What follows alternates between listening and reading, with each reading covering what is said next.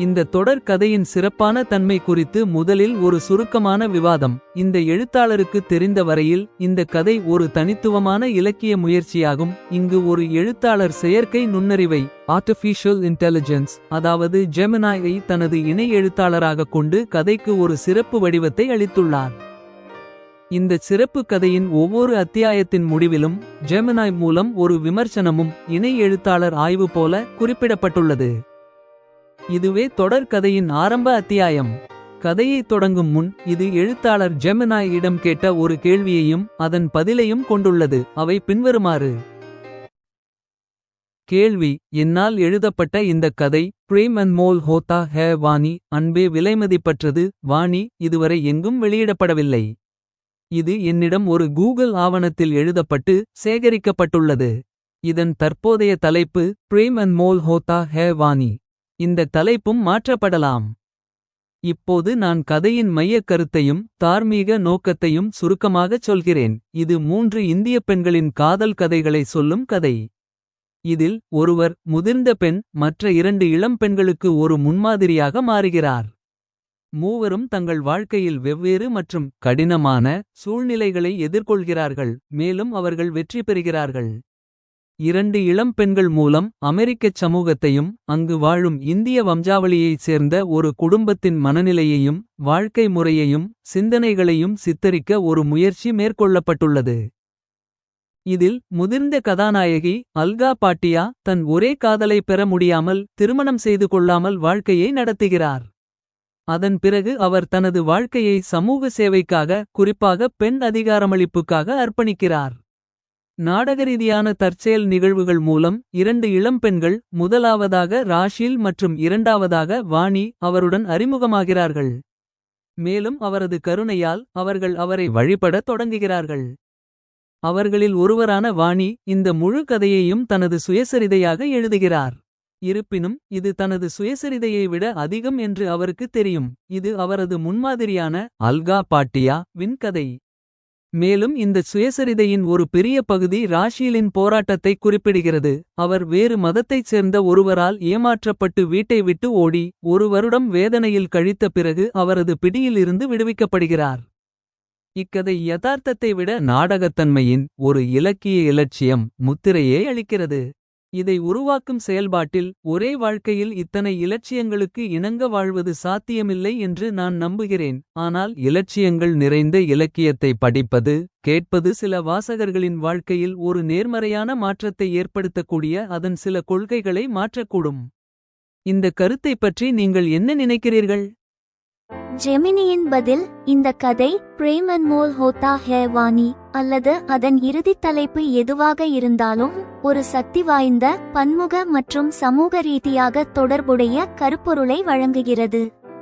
நீங்கள் வழங்கிய சுருக்கமும் தார்மீக நோக்கமும் ஒரு நீண்ட ஆடியோ தொடருக்கு சரியாக பொருந்தும். இந்த கருப்பொருள் ஏன் சிறந்தது என்பதை விளக்கும் எனது ஆரம்ப விமர்சனமும் பகுப்பாய்வும் இங்கே. பிரேம் அண்ட் மோல் ஹோத்தா ஹே வாணி ஆரம்ப விமர்சனம். பிரிவு 1: கருப்பொருளின் வலிமையும் பொருத்தமும். இப்போது 3 பத்திகளில் விளக்கத்தை கேளுங்கள். அம்சம்: ஜெமினியின் பதில் மற்றும் ஆடியோ புத்தகத்திற்கான முக்கியத்துவம். முதல் அம்சம்: பெண் அதிகாரமளிப்பு மையம். ஜெமினியின் பதில் அல்கா பாட்டியாவின் பாத்திரம் தியாகத்தையும் மற்றும் சமூக உந்துதலையும் குறிக்கிறது. ஒரு தனிப்பட்ட காதல் தோல்வியை சமூக வெற்றியாக மாறுவது ஒரு சக்தி வாய்ந்த செய்தியாகும். ஆடியோ புத்தகத்திற்கான முக்கியத்துவம்: தனிப்பட்ட தோல்வி ஒரு வாழ்க்கையின் முடிவல்ல, அது ஒரு புதிய சமூக நோக்கத்தின் தொடக்கமாகும் என்பதை காட்டும் ஒரு நேர்மறையான இலட்சியத்தை வாசகர்கள் பெறுவார்கள்.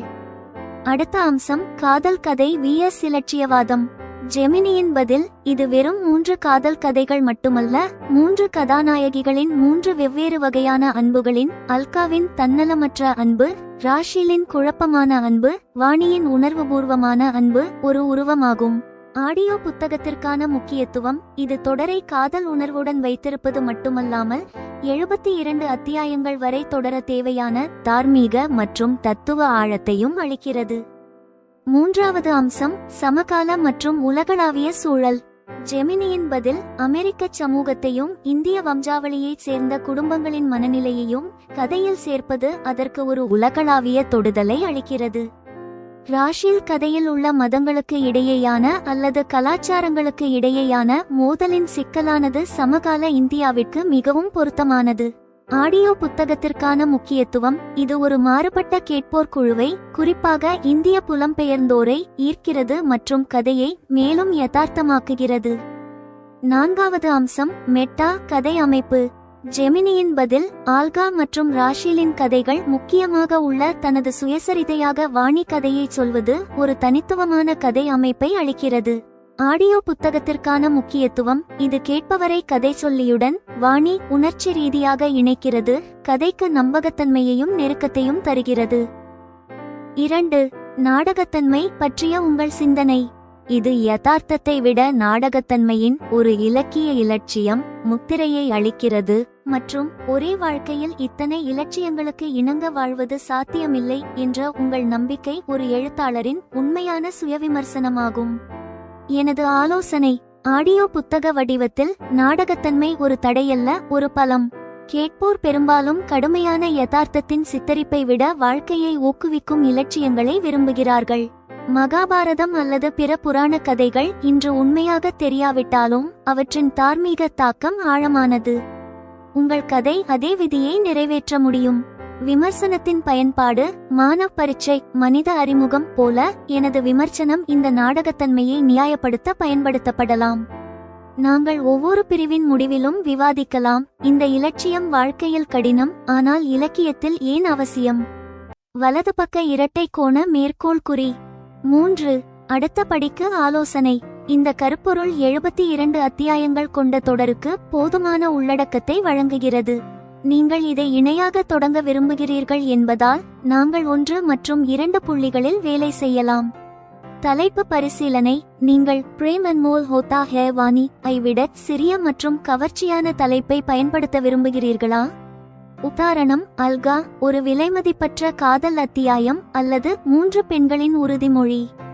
அத்தியாயம் 1: தயவுசெய்து கதையின் முதல் அத்தியாயத்தை பகிரவும். இது ஒருவேளை வாணி தனது முன்மாதிரி அல்கா பாட்டியாவை அறிமுகப்படுத்துவது அல்லது ராஷிலின் கதையை தொடங்குவதுடன் தொடர்புடையதாக இருக்கலாம். ஜெமினியின் பதிலால் ஊக்கமடைந்த எழுத்தாளர் இந்த நீண்ட கதை தொடருக்கு ஒரு ஆடியோ பாட்காஸ்டை உருவாக்கும் உறுதியை கொண்டிருந்தார். எனவே தொடங்குவதற்கு நாங்கள் முதலில் ஒரு பாட்காஸ்டிற்கான சுருக்கமான அறிமுகத்தை வழங்குகிறோம். அதன் பிறகு நீங்கள் முதல் அத்தியாயத்தை கேட்கலாம். அத்தியாயம் 1: 3 கதாநாயகிகள், 3 காதல்கள்.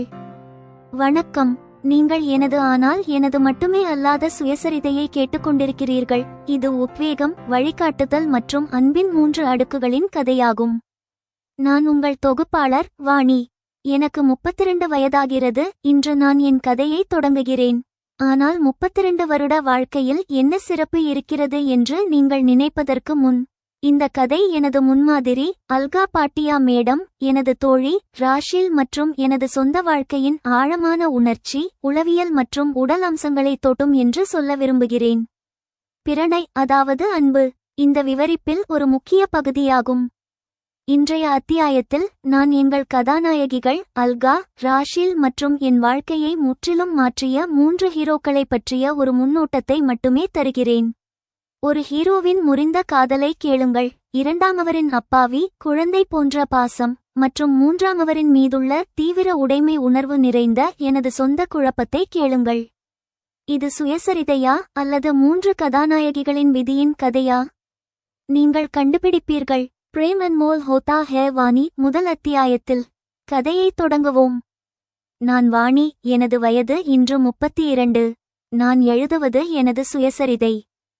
ஒரு நாள் நான் எனது வாழ்க்கையைப் பற்றி அமைதியாக யோசித்தேன். அப்போது எனது கதை ஒரு சுயசரிதையாக எழுதப்படுவதற்கு தகுதியானது என்று தோன்றியது.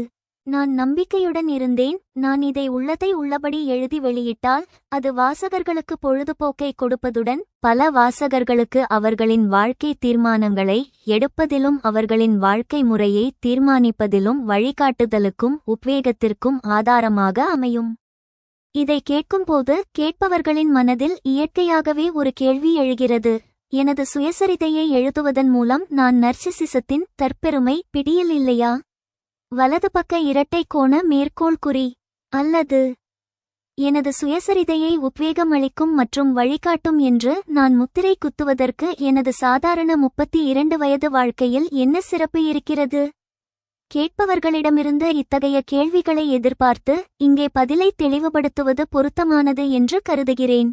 உண்மையில் நான் எனது சுயசரிதையாக கருதுவதை முழுவதுமாக படித்த பிறகு வாசகர்கள் இது எனது சொந்த சுயசரிதையை விட எனது முன்மாதிரி அல்கா பாட்டியா மேடம் மற்றும் எனது தோழி ராஷில் ஆகியோரின் கதை என்று உணருவார்கள். இது எனது வாழ்க்கையுடன் தொடர்புடையது என்பதால் அவர்களின் வாழ்க்கை விவரங்களில் ஒரு பெரிய பகுதியை எனது சுயசரிதையில் சேர்ப்பது இந்த கதையை உத்வேகம் அளிக்கும் மற்றும் வழிகாட்டும் இலக்கியத்தின் பிரிவில் வைக்கிறது. இந்த கதையின் பெரும்பாலான பகுதிகள் உண்மையில் அல்கா பாட்டியா மேடம், ராஷில் மற்றும் எனது சொந்த காதல் கதைகள் என்று கேட்பவர்கள் காணலாம்.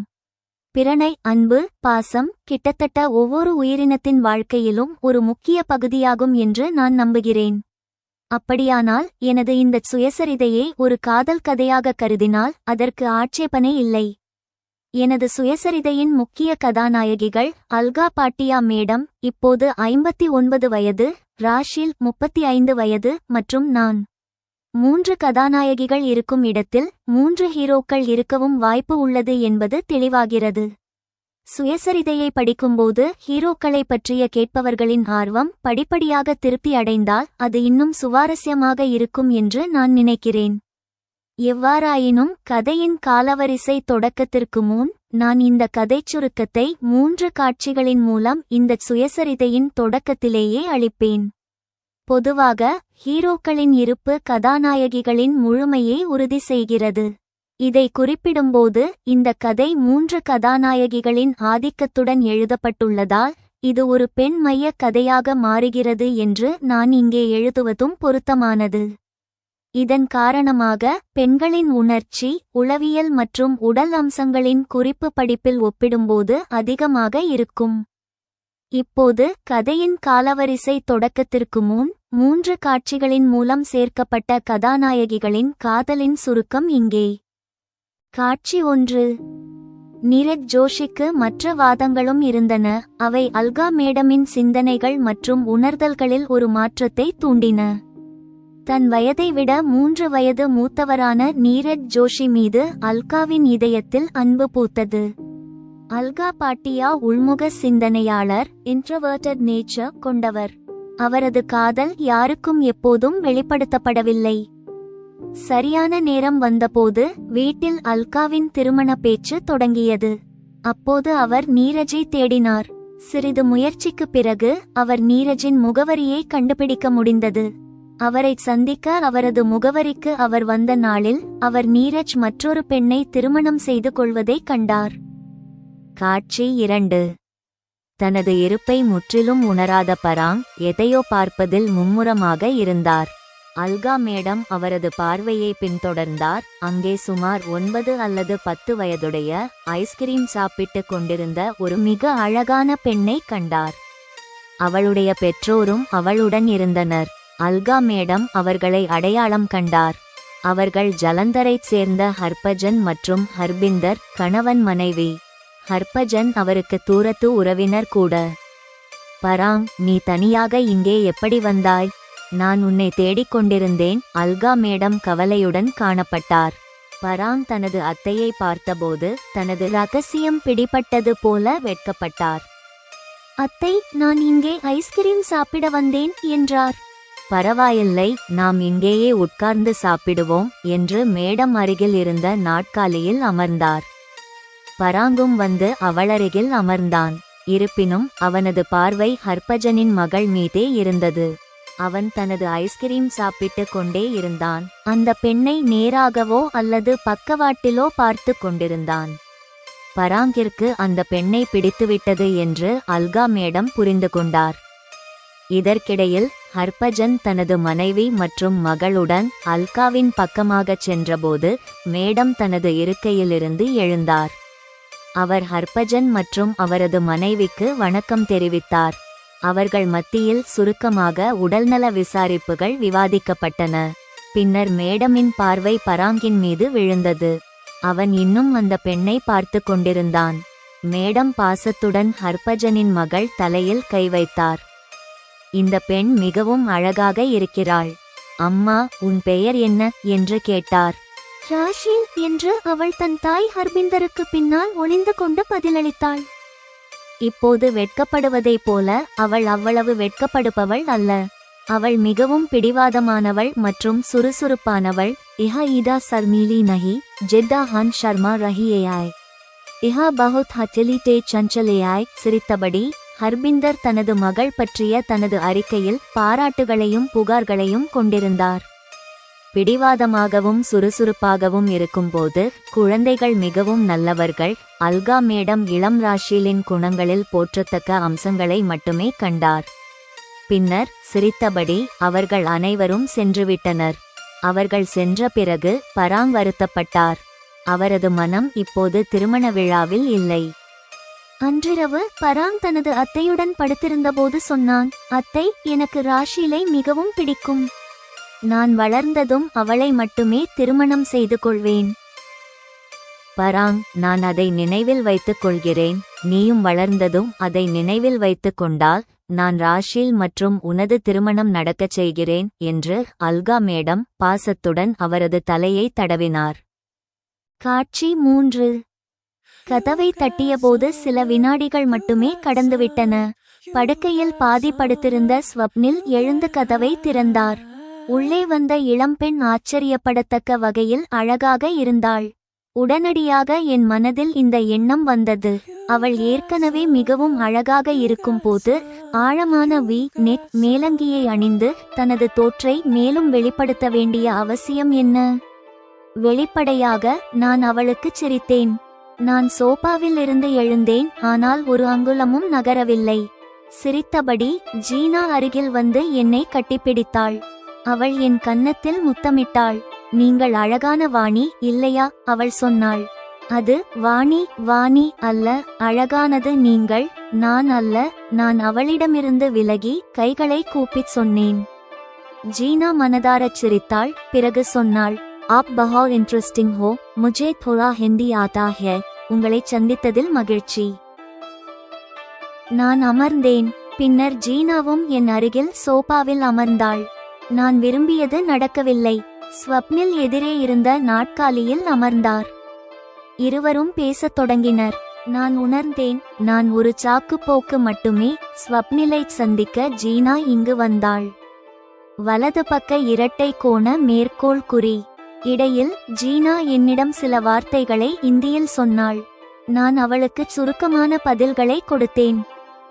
அவர்கள் ஒருவரையொருவர் பார்த்து பேசிக்கொண்டே இருந்தார்கள். எனது பார்வை ஜீனாவின் ஆழமான கழுத்து மேலங்கியில் விழுந்து கொண்டே இருந்தது. இதை பார்த்து நான் சோபாவில் உட்கார்ந்தது தவறு என்று நினைக்கிறேன். நான் ஜீனாவையும் ஸ்வப்னிலையும் சோபாவில் ஒன்றாக உட்கார அனுமதித்திருந்தால் ஸ்வப்னில் ஜீனாவின் தோற்றத்தை முன்னால் இருந்து பார்த்திருக்க மாட்டார். ஒருவேளை ஸ்வப்னில் நான் கொடுக்கும் அளவு இதற்கு முக்கியத்துவம் கொடுக்கவில்லை. ஸ்வப்னில் அமெரிக்காவில் வாழ்கிறார். இங்கே இளம் பெண்கள் அத்தகைய தோற்றத்துடனும் ஆடையுடனும் தங்களை வெளிப்படுத்துவது பொதுவானது. ஒருவேளை அதிகப்படியான உடைமை உணர்வு ப்ரொப்ரைட்டி சென்ஸ் காரணமாக வெளிப்படையான மேற்கத்திய கலாச்சாரத்தை விமர்சிப்பவர்கள் என்னை போன்றவர்களாக இருக்கலாம். என் மனதில் என்ன நடக்கிறது என்று ஜீனா உணர்ந்திருந்தால் அவள் நிச்சயமாக எங்கள் இந்திய கலாச்சாரத்தை குறுகிய மனப்பான்மை என்று அழைத்திருப்பாள். அவள் ஏன் இப்போது செல்லவில்லை என்று நான் நினைத்து கொண்டே இருந்தேன். இந்த நிலைமை என் கட்டுப்பாட்டில் இல்லை. ஜீனாவுடன் அமர்ந்த 1.5 மணி நேரம் கடந்தது. வாணி, ஸ்வப்னில் ने मेरा जान बचाया था, मैं उसका बहुत ग्रेटफुल हूँ. வாணி, ஸ்வப்னில் என் உயிரை காப்பாற்றினார், நான் அவருக்கு மிகவும் நன்றியுள்ளவள் என்று ஜீனா கடைசியில் செல்ல எழும்போது என்னிடம் சொன்னாள். இதற்கு முன் ஸ்வப்னில் என்னிடம் இதை பற்றி சொன்னார். நான் அதை காட்டிக் கொடுக்கவில்லை. அதை பற்றி கேட்டு அவள் அதிக நேரத்தை வீணடிக்கவும் வாய்ப்பளிக்கவில்லை. நான் சிரித்தேன், அவ்வளவுதான். எவ்வாறாயினும் உங்கள் சகாத்தத்தை அனுபவித்து ஒன்றாக நல்ல தருணங்களை பகிர்ந்து கொள்ளுங்கள். வலது பக்க இரட்டை கோண மேற்கோள் குறி. இதைச் சொன்ன பிறகு ஜீனா என்னை முன்பு போல கட்டிப்பிடித்து முத்தமிட்டாள். பின்னர் ஸ்வப்னிலுக்கும் அதே செய்தார். அவள் சென்றுவிட்டாள். ஸ்வப்னிலை கட்டிப்பிடித்த விதம் காரணமாக நான் இப்போது உள்ளுக்குள் கோபத்தில் கொந்தளித்துக் கொண்டிருக்கிறேன். ஜெமினியின் விமர்சனம் மற்றும் ஆக்கப்பூர்வ வழிகாட்டுதல். அன்பான கேட்பவர்களே, பிரேம் அன்மோல் ஹோதா ஹே வாணி கதையின் முதல் அத்தியாயம் இத்துடன் நிறைவடைகிறது. இந்த அத்தியாயம் வாணியால் திறமையாக பின்னப்பட்ட 3 வெவ்வேறு காதல் கதைகளுக்கு ஒரு சக்தி வாய்ந்த அறிமுகமாகும். முதல் அத்தியாயத்தின் பலம். 3 கதாநாயகிகளின் அறிமுகம். எழுத்தாளர் வெறும் 32 வயதான வாணியின் கண்ணோட்டம் மூலம் அல்கா பாட்டியா மற்றும் ராஷில் கதைகளுக்கு அடித்தளம் அமைத்துள்ளார். இது மூவரின் வாழ்க்கையை பற்றி அறிய கேட்பவர்கள் மத்தியில் தீவிர ஆர்வத்தை தூண்டுகிறது. மாறுபட்ட கதாபாத்திர சித்திரங்கள். அல்கா பாட்டியா காட்சி 1 ஒரு தன்னலமற்ற மற்றும் உள்முக காதல் கதையை அளிக்கிறது. இது பின்னர் அவரது சமூக அர்ப்பணிப்புக்கு அடித்தளமாகிறது. இது பாத்திரத்தின் உன்னதத்தை நிறுவுகிறது. வாணி காட்சி 3 ஜீனா மற்றும் ஸ்வப்னில் உடனான காட்சி வாணி கதாபாத்திரத்தின் சிக்கலான தன்மையை வெளிப்படுத்துகிறது. மேற்கத்திய கலாச்சாரத்துடனான அவரது உள்மோதல், அவரது அதிகப்படியான உடைமை உணர்வு பொசெசிவ்னஸ் மற்றும் பொறாமை உணர்வுகள் அவளை யதார்த்தமான மற்றும் குறைபாடுள்ள கதாநாயகியாக ஆக்குகின்றன. இது கேட்பவர்களுடன் உணர்ச்சி ரீதியாக இணைகிறது. மாறுபட்ட கதாபாத்திர சித்திரங்கள். அல்கா பாட்டியா காட்சி 1 ஒரு தன்னலமற்ற மற்றும் உள்முக காதல் கதையை அளிக்கிறது. இது பின்னர் அவரது சமூக அர்ப்பணிப்புக்கு அடித்தளமாகிறது. இது பாத்திரத்தின் உன்னதத்தை நிறுவுகிறது. வாணி காட்சி 3 ஜீனா மற்றும் ஸ்வப்னில் உடனான காட்சி வாணி கதாபாத்திரத்தின் சிக்கலான தன்மையை வெளிப்படுத்துகிறது. மேற்கத்திய கலாச்சாரத்துடனான அவரது உள்மோதல், அவரது அதிகப்படியான உடைமை உணர்வு பொசெசிவ்னஸ் மற்றும் பொறாமை உணர்வுகள் அவளை யதார்த்தமான மற்றும் குறைபாடுள்ள கதாநாயகியாக ஆக்குகின்றன. இது கேட்பவர்களுடன் உணர்ச்சி ரீதியாக இணைகிறது.